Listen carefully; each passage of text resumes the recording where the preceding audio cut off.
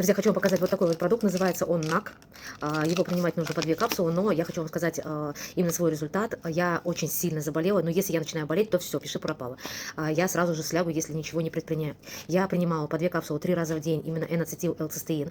Отлично вышла из ситуации именно простудной.